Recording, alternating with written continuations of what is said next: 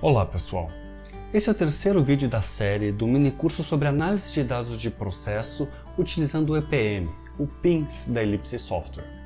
Nesse vídeo vamos apresentar a motivação oficial do porquê fazer análise sobre dados de processo. Esse é um vídeo um pouco mais teórico, mas ele é fundamental para a compreensão de como está organizada toda essa infraestrutura de coleta de dados de processo, da sua organização e armazenamento, disponibilizando inúmeras ferramentas para atender a todas as demandas relacionadas a esta motivação oficial, que, de maneira bastante simplista, pode-se dizer que é uma busca constante por uma maior lucratividade do nosso negócio. Vamos lá?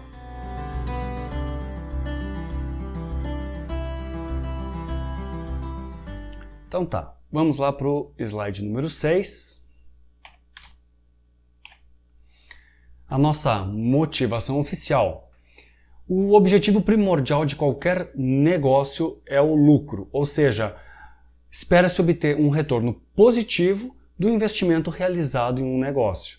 E entenda-se aqui negócio, algo sobre o qual nós vamos atuar na direção de uma melhoria. Então vamos à motivação. Quem não quer lucro? Todo negócio ele é construído para dar lucro, ele precisa se manter, no mínimo, poder empatar. Então, este é o ponto central. Mas como é que nós vamos saber se o nosso negócio está dando lucro? E mais, sabendo que o negócio está dando lucro, como é que nós vamos saber se esse é o maior lucro possível? E sabendo qual é o maior lucro possível, como nós vamos fazer para atingi-lo? E aqui entra o papel do engenheiro, principalmente o engenheiro de processo.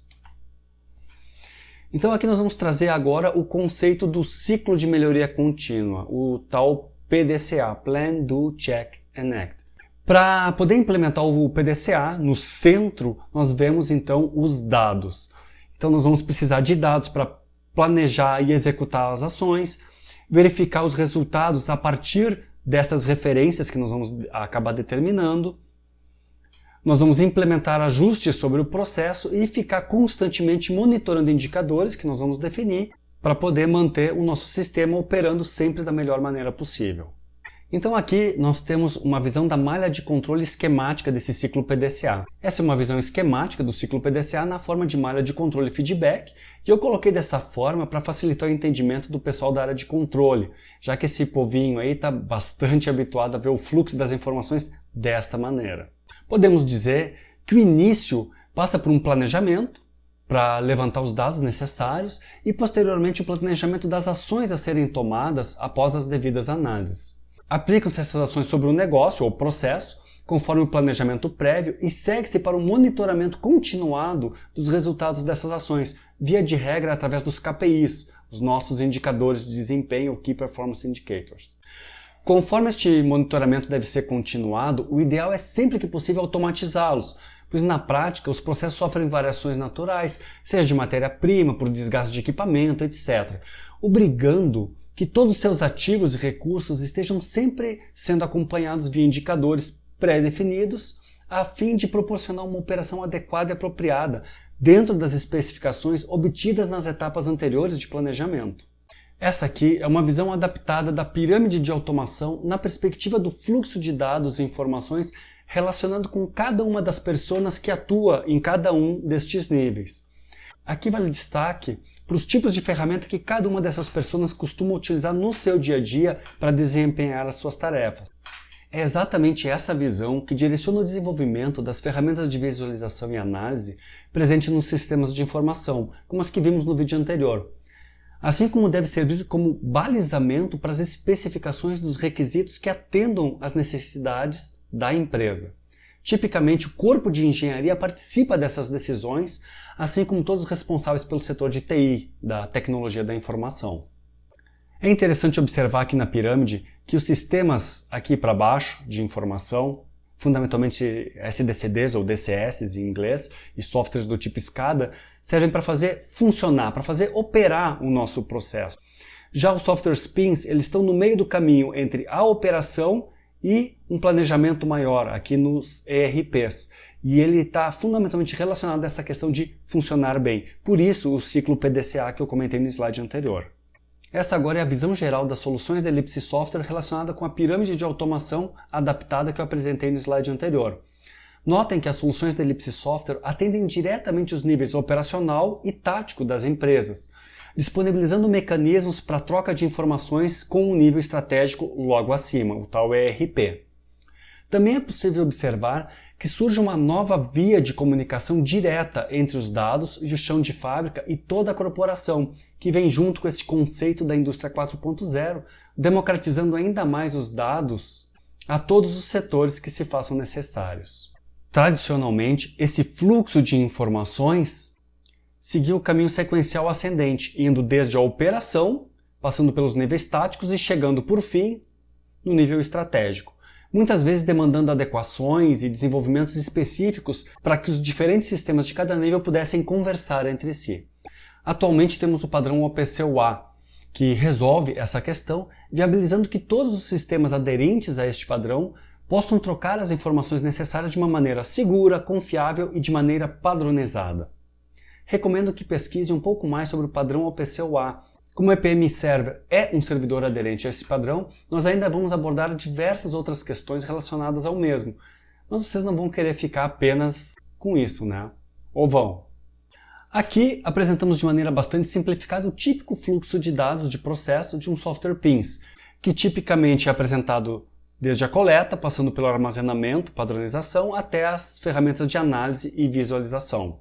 O sistema de comunicação de um PIMS tipicamente oferece suporte para a leitura e escrita de dados a partir de inúmeros outros sistemas ou dispositivos, como PLCs, SCADAs, DCS, etc., utilizando drivers de comunicação específicos ou então através de padrões, dos quais os mais utilizados são o OPC Classic, ele é a versão antiga do padrão OPC, tinha o OPC-DA, HDA, alarmes e eventos, dentre outros. O OPC-UA, que é o padrão que foi lançado em 2008, que já vem sendo incorporado em todas as novas soluções do setor de automação e controle. O MQTT e o AMQP, ambos bastante relacionados a questões de tecnologia IoT. E o tradicional ODBC ou ainda o OLEDB, que são muito utilizados para estabelecer a troca de dados entre esses sistemas mais abaixo na pirâmide de automação e os níveis mais acima, os níveis corporativos, que gostam muito de utilizar a linguagem SQL para fazer as suas consultas a esses dados. Nós ainda vamos retornar algumas dessas siglas mais adiante, mas saibam que elas existem e sim, vocês precisam ter uma noção das mesmas, pois o analista opera sobre dados e esses padrões é que viabilizam o acesso a esses dados, sem os quais seus preciosos dados estariam trancafiados em uma base proprietária, dificultando o acesso e, portanto, indo de encontro com aquela questão que eu comentei anteriormente sobre a democratização dos dados. Esse aqui é um esquema simplificado de uma arquitetura típica do sistema PIMS instalado na indústria. Ele tipicamente é instalado em um computador com características de um servidor, ou seja, uma máquina que tem recursos suficientes para dar conta de todas as demandas que este sistema costuma ser submetido. É lógico que a sua disposição na rede deve prover acesso tanto aos dados de processo provenientes de CLPs, SCADAs e SDCDs, de uma maneira segura, confiável e eficiente. Algumas vezes isso significa instalá-lo na própria rede de automação, quanto também repassar e fornecer esses dados aos analistas, sejam eles analistas de qualquer um daqueles níveis da pirâmide de automação em que os dados se fizerem necessários. Aqui então nós temos algumas das ferramentas de visualização e análise. Todos os sistemas de informação do tipo PIMS devem oferecer um conjunto de funcionalidades e ferramentas que viabilizem o acesso aos dados de processo de uma maneira simples e intuitiva, preferencialmente já disponibilizando os dados nas ferramentas usualmente utilizadas nos processos de análise, como planilhas eletrônicas, como o Excel, o LibreOffice, ou a própria linguagem Python, que vem ganhando cada vez mais espaço nesse universo da análise de dados, bem como fornecer mecanismos de integração com os demais sistemas corporativos. Aqui tem uma lista das ferramentas de análise e visualização disponibilizadas pela ferramenta EPM, que podem ser compreendidas também como requisitos fundamentais para a implementação de um ciclo de melhoria contínua, naquela perspectiva de dados, informação e conhecimentos.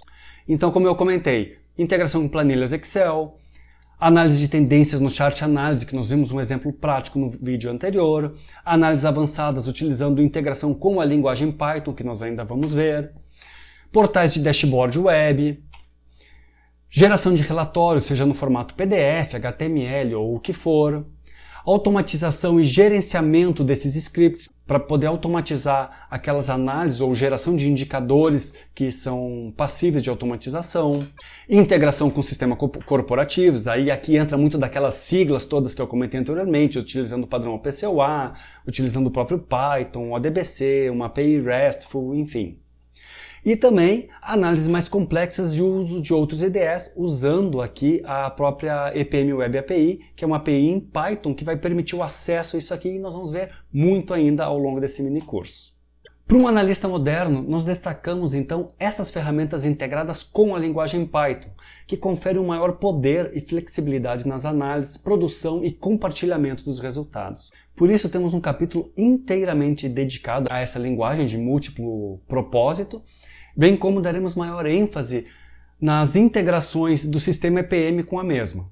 Então, algumas das ferramentas de visualização e análise que, em geral, os softwares do tipo PINS oferecem, são essas mesmas que o sistema EPM também oferece.